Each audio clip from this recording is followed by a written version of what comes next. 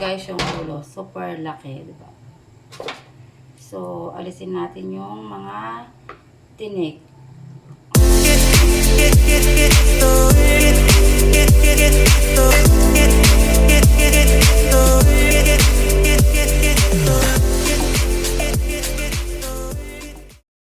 Hi guys! Welcome back to my channel. For today's video nga pala guys, ay tayo ay magluluto ng ating lunch. And then, may prepare na tayo itong gulay. Ayan. And then, igigisa natin siya sa kamatis. Ayan. Nahugasan ko na rin pala itong ating gulay. And then, eto na. Ayan. Yung sahog natin, yung leftover nating inihaw na isda kagabi guys. Sobrang laki niya kaya ang daming natira. So, masarap dito guys siyang i-sahog. Ayan.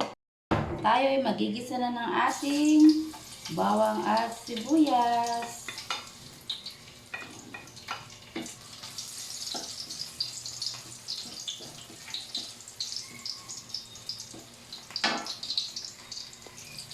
So, lalagyan din natin ng kamatis. Ang mahal ng kamatis ngayon guys sa palengke. So, ang 1 kilo is 140. So, bumili lang tayo ng halagang 40 pesos. Super mahal ng kamatis ngayon. And susunod natin din ilalagay natin ang ating 4 cubes. Ating pampalasa.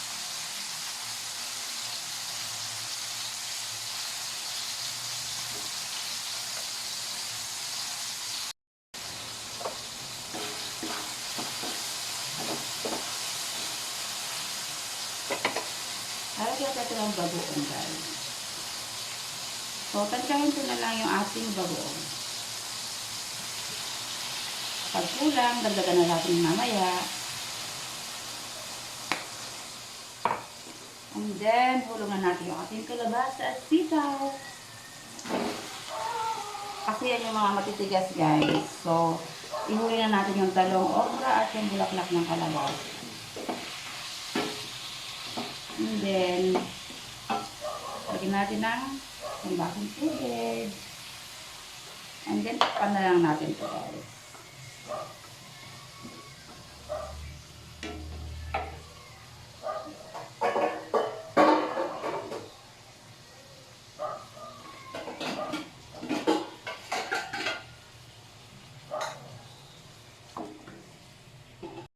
So, bale, ito guys, yung ating tirang isda kagabi na inihaw.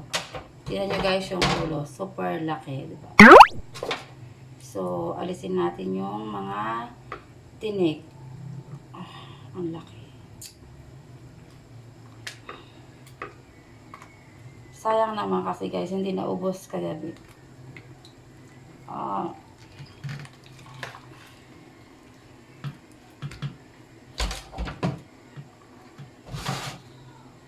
So, lagay natin siya. Malinamnam to guys sa ating nilulutong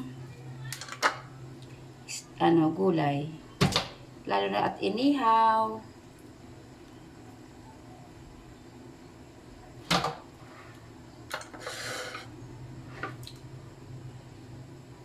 So, alisin natin yung tinik.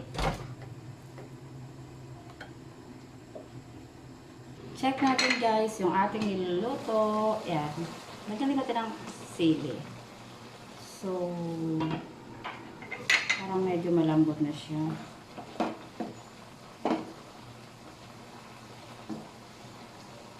Parang kulang sa tubig. Dudugin natin ng kalahating baso.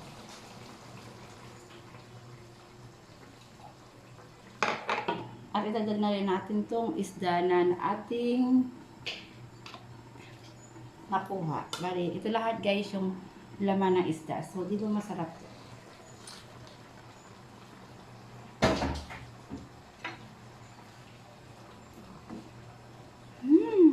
Yummy.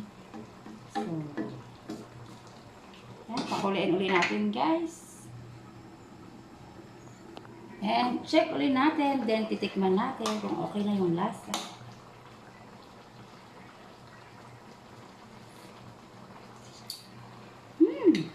Masarap. Pero hindi ko siya nalagyan ng betchin. Parang gusto natin lagyan ng konti. Ayan. So, ihulog na rin natin yung ating talong at ampalaya. So, alisin lang natin yung tubig. So, ayan. Ang ating talong.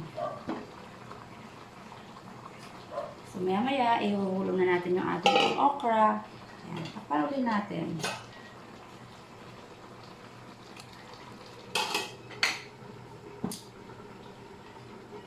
So, check natin guys para sa ating ampalaya. Kasi parang konti pa yung tubig.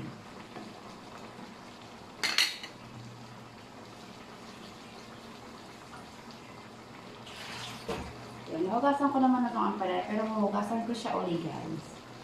So, ayan, ang sarap na. Ayan.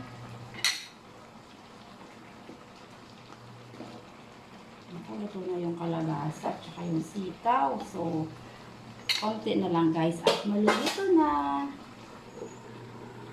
So, let's check guys. So, ito na nga at ihuhulog na rin natin itong bulaklak ng kalabasa and okra. So, ayan. Ayan, ang okra ay nandun sa gilid. And then,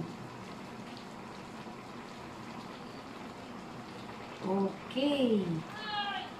So, lagyan natin ng konting betchin, guys. Okay.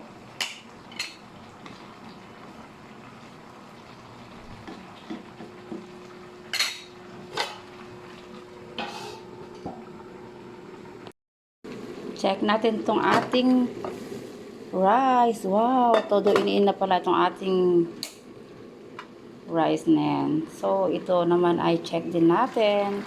So, actually guys, paluto na siya. And, titikman na lang natin kung okay na yung lasa.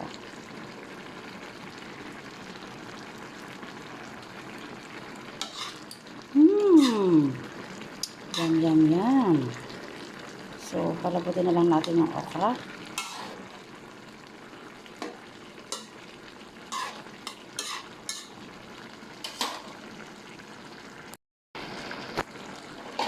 Yes, luto na siya. And ready to eat na tayo, guys. So, ayan. My own version of pakbet.